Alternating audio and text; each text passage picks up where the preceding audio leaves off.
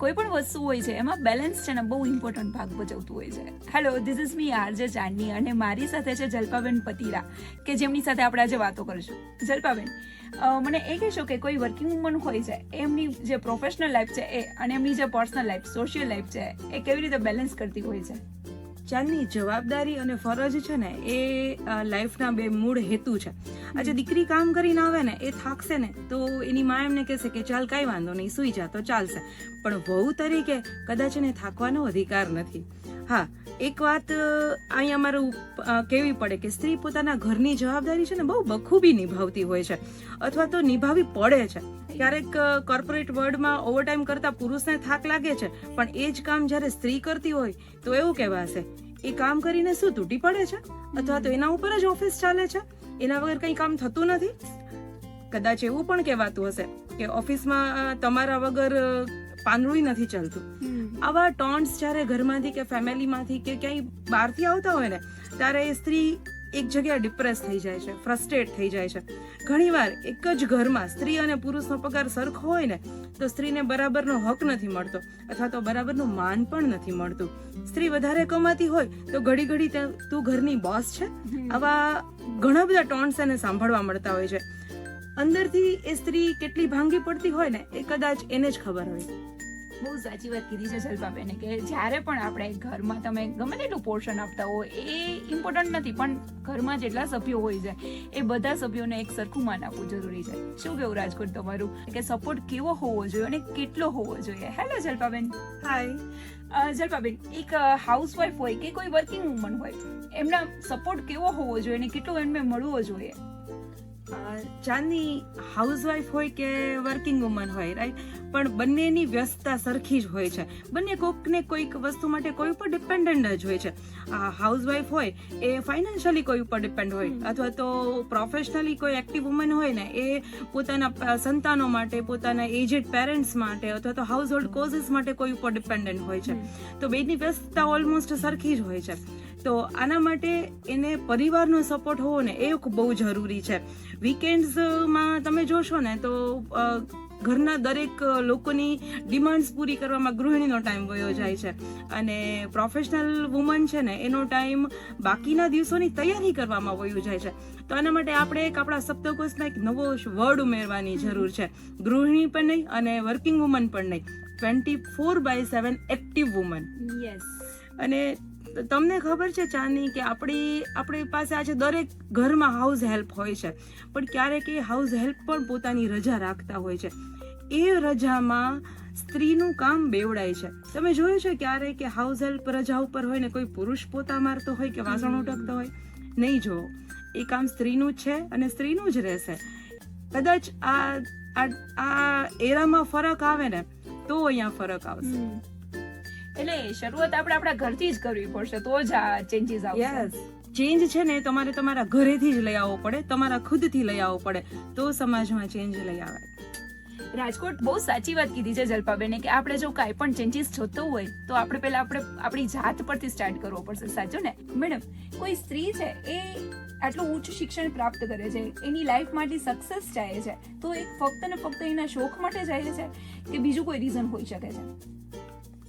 ચાંદની, જીવનમાં શોખ છે ને એ બહુ મોટી વસ્તુ છે, રાઈટ, પણ શોખ પાળવા અને પોસાવા એ પણ બંને હોવું જોઈએ ને.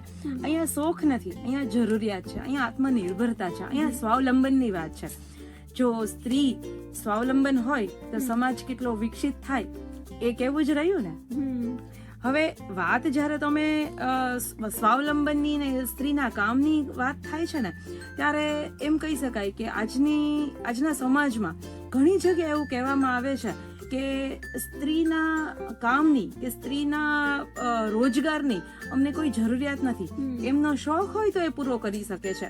આ વાત આમ જોઈને તો પચાવાય એવી નથી કે women's are the pioneer of the successful society. તો આજે જ્યારે સ્ત્રીના શિક્ષણ તરફ સરકારની આટલી ઉદાર નીતિ છે, સરકારની આટલી બધી યોજનાઓ છે, તો પછી આવો રવૈયો જે સમાજનો છે ને એ આપણને ગળે નથી ઉતરતો. આજે ઘણી જગ્યાએ તમે વાંચશો કે સ્ત્રીઓનું શિક્ષણ અત્યારે ખૂબ જ ઊંચ આવી ગયું છે. જો શિક્ષણ ઊંચ આવ્યું હોય તો રોજગાર તો ઊંચ આવ્યો જ હોય ને, રાઈટ. તો ઘણી જગ્યાએ ઘણા સમાજમાં જ્યારે સ્ત્રીના વ્યભિચાર કરવાની વાત આવે ને કે દીકરીના વ્યભિચાર કરવાની વાત આવે ને ત્યારે એવું કહેવાય છે કે ભાઈ અમને અમારા વહુની કમાણીની જરૂરિયાત નથી, અમને તમારી દીકરી નહીં કમાય તો પણ ચાલશે, વહુ અમારા ઘરમાં વહુ કામ કરતી ન હોવી જોઈએ, બસ એ ઘર સંભાળે તો ઘણું છે. આજે સ્ત્રી એ મલ્ટીટાસ્કિંગ તરફ જઈ રહી છે અને મલ્ટીટાસ્કર છે જ, તો પછી આવો રવૈયો કે આવી સ્ત્રી પાસેથી અપેક્ષા રાખવી ને એ બહુ નાની એવી કહેવાય વાત, કે આટલું નાની નેરો માઇન્ડેડ સમાજની વાત થાય. ઘણા એવા સમાજમાં તમને ઉદાર લોકો પોતાને કહેવાતા જોવા મળશે કે અમારું ફેમિલી તો બહુ ફોરવર્ડ છે, તમારી દીકરી કામ કરે ને તો અમને કોઈ વાંધો નથી. આ વાંધા વર્ડ સામે મને વાંધો છે. એક્ઝેક્ટલી, કે તમે કોણ કેવા વાળા કે અમે તમને પરમિશન આપશું, અમે તમને અલાઉ કરીએ છીએ કે તમારે જોબ કરવી છે કે, પણ એ સ્ત્રીની ઈચ્છા છે, એ દીકરીની ઈચ્છા છે, એમને જે કરવું છે એ કરી શકે છે. આજે દીકરી 20-22 વર્ષ જે ભણી છે, જેને નાનપણથી એક સપનું જોયેલું છે કંઈક બનવાનું, એ સપનું જ્યારે સાકાર થતું હોય કોર્પોરેટ વર્લ્ડમાં કે પોતાના પ્રોફેશનમાં, ત્યારે એવું આવે કે હું તમને પરમિશન આપું છું. What kind of a permission it is?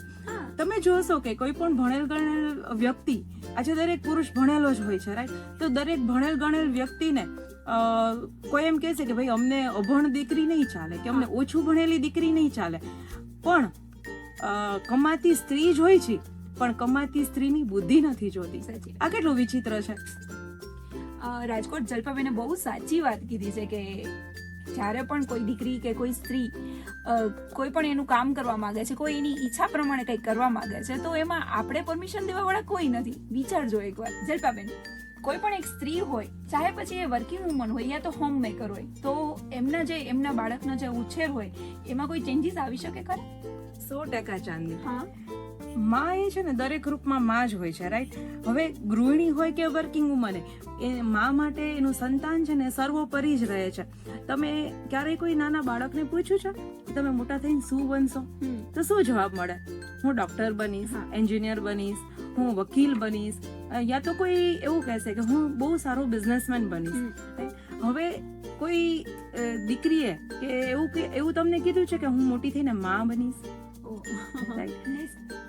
તો એ ઇનબિલ્ટ ફિલિંગ્સ છે આ, રાઈટ? કે દરેક સ્ત્રી જ્યારે મોટી થાય છે, એ મોટી થાય પછી એનામાં એક ખેવના હોય છે કે મારું એક નાનું બચ્ચું હોય, હું એને મારા જે સપના છે, મારી એક લેગસી છે, મારી પાસે જે આવડત છે હું મારા સંતાનોમાં ટ્રાન્સફર કરું.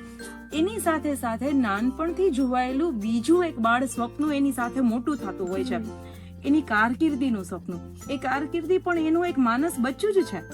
તો એ 25 વર્ષ 27 વર્ષ પછી જે જગદોજહેદ સમાજની સામે ઘણાએ તો લડી ઝઘડીને પોતાનો બિઝનેસ દીકરીઓએ સ્ટાર્ટ કર્યો હોય છે, એવું આવે છે, આપણે ઘણીવાર જોવા મળે છે. મેરેજ પછી 2 વર્ષ 5 વર્ષમાં જ્યારે એક બચ્ચું આવે છે, એ બાળકની એ બિઝનેસની પ્રાયોરિટી છે ને બધી બાળક તરફ વળી જાય છે. ત્યારે ક્યાંક ને ક્યાંક એક ખૂણામાં એ બિઝનેસ તરફની કે પોતાના કારકિર્દી તરફની જે કહીને કે આપણા ઉમંગ હોય છે, કે ઉમળકો હોય છે ને, એક દિલના એક ખૂણામાં સ્ત્રી ધરબી દે છે. આવું કોઈ પુરુષ નહીં કરી શકે. આ એક એટલો સ્ટ્રોંગ નિર્ણય હોય છે કે ઘણી તમે અઢળક સ્ત્રીઓ એવી જોશો કે જેને પોતાની કારકિર્દી મૂકી દીધી છે બાળક માટે. ક્યારેક એવું હોય કે બાળક જ્યારે જન્મ્યું હોય ને ત્યારે એનું શારીરિક બાંધો એટલો સ્ટ્રોંગ ન હોય કે શારીરિક રીતે નબળું હોય, રાઈટ? તો સ્ત્રીએ પોતાની કે ફિઝિકલી પોતાની રીતે કંઈ જોતી નથી. કે ક્યારેક તો ઘણા સ્ત્રીઓને મેં એવું સાંભળેલું છે કે મારું બાળક છે ને એ પ્રી મેચ્યોર આવ્યું હતું ને એટલે હું 2 વર્ષથી તો પાર્લરમાં પણ નથી ગઈ. તો તમે વિચારો કે જ્યારે એ યુવાન દીકરી હતી ત્યારે દર મહિને પાર્લરમાં 2,000 થી 2,500 ખર્ચો કરતી કે પોતાની સ્કિન માટે, પોતાના હેર માટે. અને એ જ સ્ત્રી, એ જ વ્યક્તિ કે પોતાના શરીર તરફ પણ એનું એટલું આકર્ષણ નથી રહ્યું, જે બધું એની જે લાગણી છે, એનો પ્રેમ છે, એની મમતા છે, એના બાળકમાં ઢળી જાય છે. તો આ કેટલો મોટો ત્યાગ છે. બહુ સાચી વાત છે. કોઈ પણ સ્ત્રી હોય એ જ ત્યાગ કરી શકે છે. બીજા કોઈની આટલી હિંમત નથી કે આટલો બધો ત્યાગ કરી શકે. આ હિંમત છે ને એ કોઈ વિરાંગનામાં જ હોઈ શકે, અને વિરાંગના એટલે જ સ્ત્રી. આજની નારી 100 પર ભારી. તો મેડમ આના વિશે તમે શું કહેવા માંગશો? આજની નારી 100 પર ભારી ખૂબ જ સરસ ગમતું મને વાક્ય છે.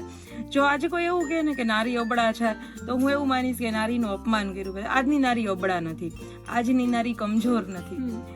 આજે નારી સૌંદર્યની સાથે સાથે વાકચાતુર્ય પણ ધરાવે છે, ચાતુર્ય પણ ધરાવે છે, અને એ એટલી સશક્ત પણ છે કે 100 પુરુષને પછાડી પણ શકે છે. ઘણા બધા એવા ઉદાહરણ આપણા સમાજમાં જ છે કે જ્યાં પુરુષ હારી જાય ને ત્યાં સ્ત્રી પોતાનું વિચાર શક્તિ, પોતાની વિચારણા ચાલુ કરે છે. હું તમને એક બહુ સરસ ઉદાહરણ આપું. Malavika Hegde, CEO of CC day, coffee cafe day, right? તો કોફે કાફે ડે નું જ્યારે કહીને બેંકરપ્ટ થવા ઉપર હતી ને કંપની, જ્યારે માલવિકા હેગડેના હસબન્ડ નું એક્સપાયર થઈ ગયા, ત્યારે જ્યારે એ કંપની છે ને એ કમ્પ્લીટ લોસ તરફ હતી, બેંકરપ્ટ થવાના કગારે હતી. માલવિકા હેગડે એ કંપનીનો ભાર પોતાના ખભે લીધો અને કંપનીને પ્રોફિટ તરફ લઈ ગઈ. ઘણા બધા એવા ઉદાહરણ છે આપણા સમાજમાં. મેરી કોમ, ઓલિમ્પિક બોક્સર, જેને પોતાના ટ્વિન્સ આવ્યા પછી એને ઘણા બધા મેડલ જીતા છે. એવી જ રીતે તમે દંગલ મૂવી તો જોયું જ હશે ને, રાઈટ? ગીતા ફોગાટ એટલે ફોગાટ સિસ્ટર્સ, કે જેની સફળતા છે એ સોનેરી અક્ષરે આપણા ઇતિહાસમાં લખાયેલી રહેશે. એવી જ રીતે જહાબિયા ખોરાકીવાલા, વોકાર્ડ હોસ્પિટલ, કે કિરણ મજમુદાર હોય, બાયોકોન લિમિટેડ, એવા અગણિત ઉદાહરણ છે. અને એક સશક્ત નારી તરીકેનું ઉદાહરણ કિરણ બેદી જેવું બીજું કઈ હોઈ શકે? Thank you so much Jalpa madam કે આટલું સરસ અમને નોલેજ આપ્યું એના બદલ. Thank you.